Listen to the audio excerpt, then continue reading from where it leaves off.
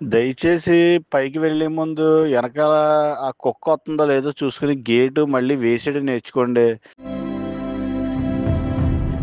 వేయట్లేదు ఎవరుని. గేటు వేయకపోవడం వల్ల ఉదయాన్నే ఈ కుక్క మట్టంతా లాగేసి చిందరవందర చేసేస్తుంది.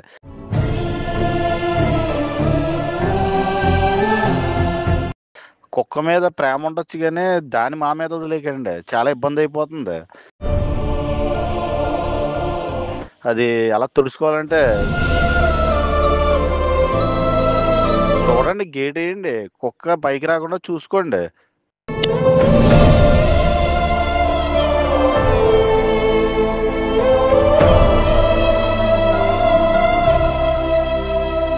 నువ్వన్నట్టు గేటు తీసి వెళ్ళేవాళ్ళు ఉన్నారు,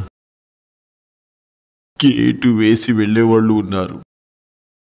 కానీ వీధి కుక్కని కూడా తీసుకెళ్ళి గాలికి వదిలేసేవాళ్ళు ఉన్నారు బాబు.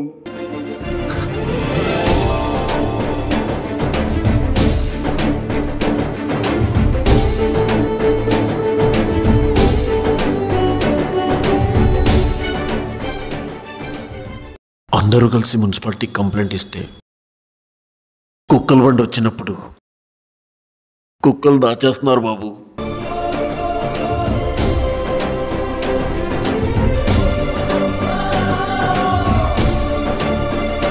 బాబు, మన ఫ్లాట్ చుట్టూ తిరిగి ఆ పిచ్చి కుక్క 10-15 మందిని కరిసేసింది.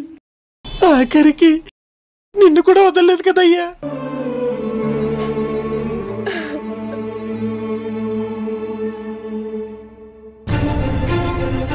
ఈసారి గట్టిగా మున్సిపాలిటీకి కాకుండా పోలీస్ కంప్లైంట్ ఇద్దాం. పిచ్చి కుక్కలు కాపు కాసేవాళ్ళు బొక్కలు ఎరగొట్టమని.